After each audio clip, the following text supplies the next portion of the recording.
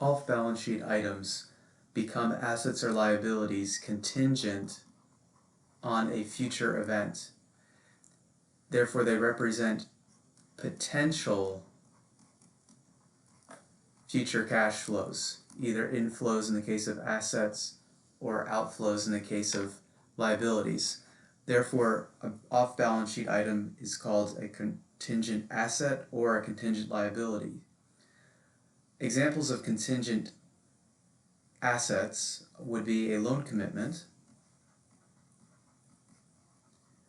In this case, a bank commits to lend to the holder of the commitment under specific terms. For example, you can get a home equity line of credit, which gives you the right to borrow up to a certain amount against the equity of your home whenever you want to from the bank at a term that they promise to you.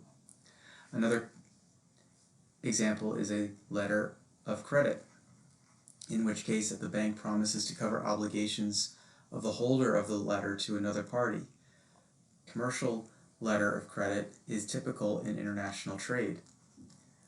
The reason for this kind of guarantee is that we have an importer that is receiving goods from an exporter in exchange for payment.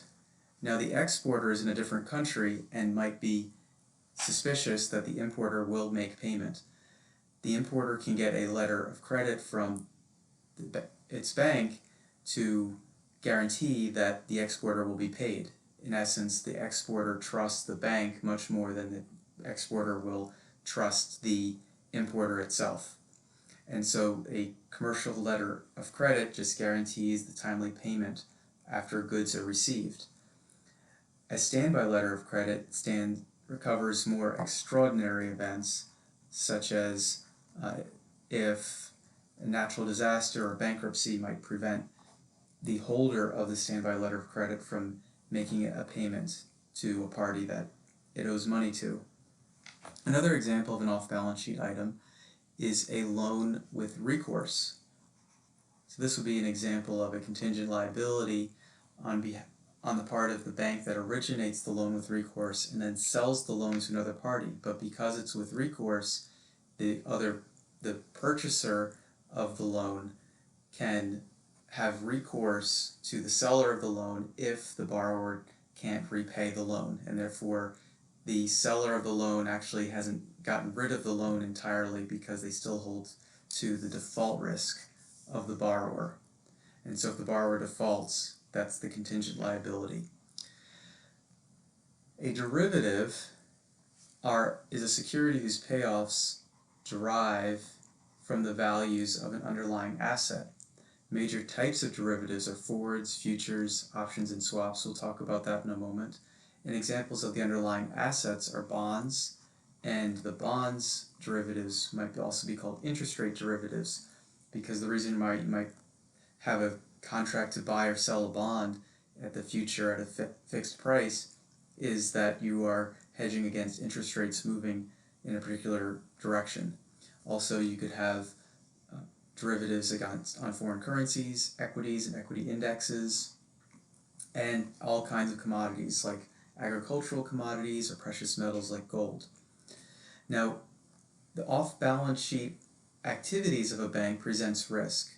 The off-balance sheet risk might not be evident from what you see what's on the balance sheet, but they are nevertheless very significant. For example, the holders of a loan commitment might draw down their loans when their creditworthiness is low. In other words, introducing credit risk. Or they may all draw down their loans at once, and the bank might not have cash to meet the demand for drawing down all the loans at once, which is called liquidity risk. So, for example, I would like you to read this March 20th Wall Street Journal article about Ford tapping all of its credit line.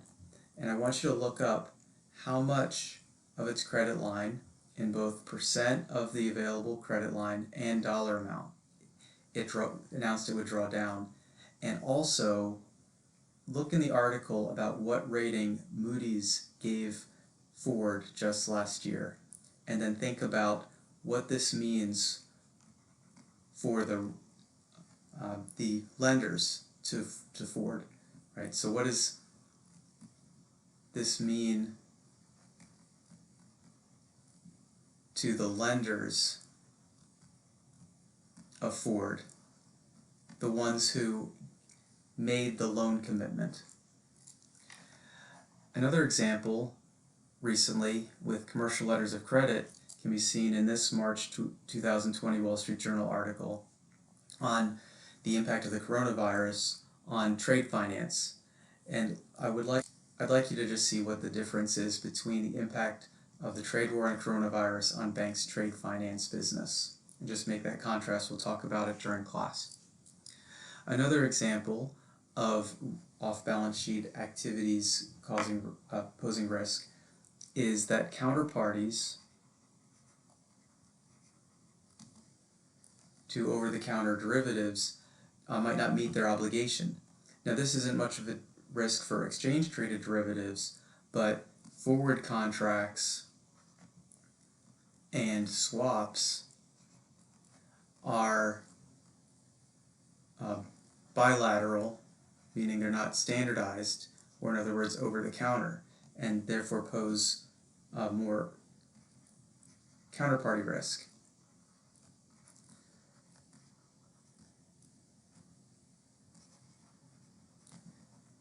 But options, or most options, and futures are exchange traded, and therefore the exchange is really the counterparty, and so there's not much risk that the exchange won't honor its side of the contract.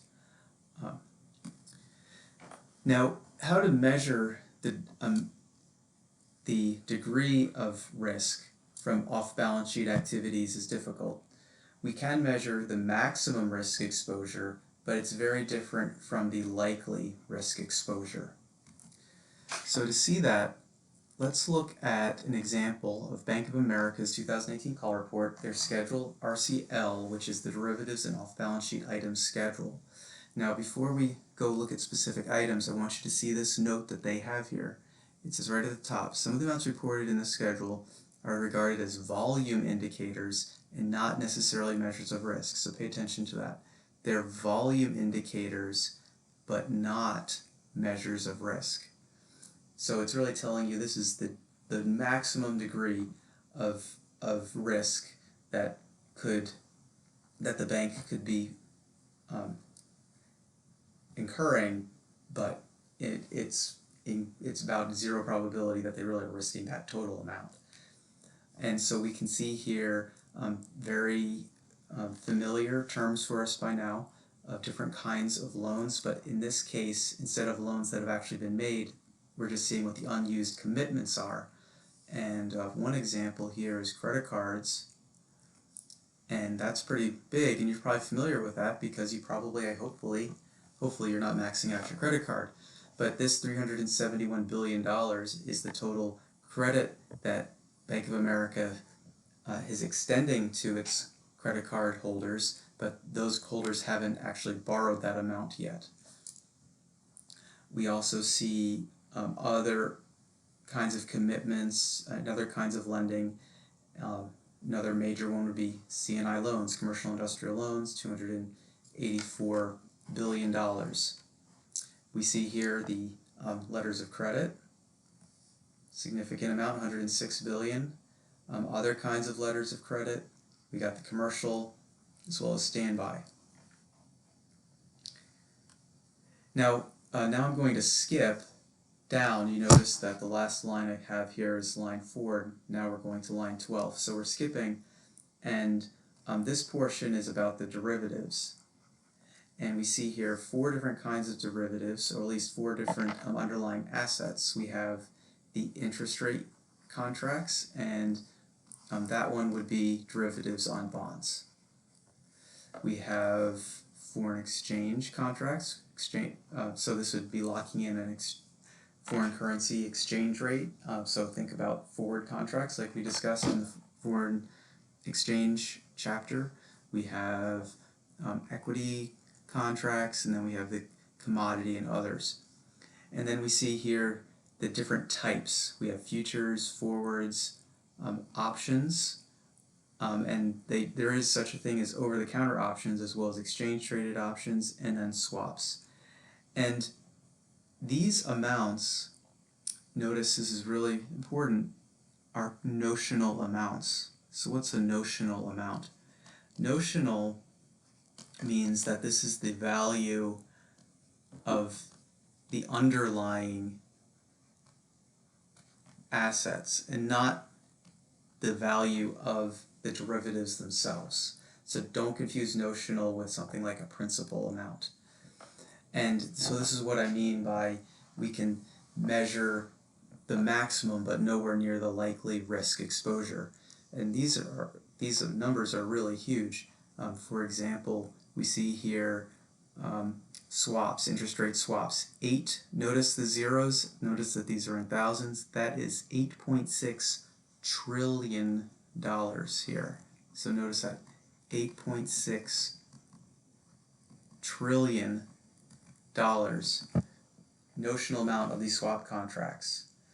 So I want you to think about this a little bit. Think about what I said about the meaning of notional and look up some specific numbers. First, go look at the schedule that is in the handout here and look up the unused, so in schedule RCL, so you're going to scroll back up to this part. Look up the unused credit card lines, so credit card and CNI loans, so those two. And of course these are the unused lines. And then I want you to look up the total credit card CNI balances on the balance sheet in schedule RCC, which we had been looking at many times for different banks, and you may have already have that, I think you already have that downloaded from homework 1. So just look at those numbers, and I just want you to calculate the percent of unused lines to the balances on scheduled RCC for both. I would also like you to look up for derivatives, specifically find the cell that gives you the notional amount of the foreign exchange contract, and specifically the forward. So we add to that the foreign exchange forward contracts. So look at that amount, the notional amount, and then I want you to divide that by the total assets of Bank of America. And then appreciate what the magnitude is of that number. But then I want you to think, based on what I was discussing, what does that really mean, or what does that not really mean? That will prepare us for talking about our live session. You can look forward to the next another recorded lecture. We'll be diving more deeply into the derivatives.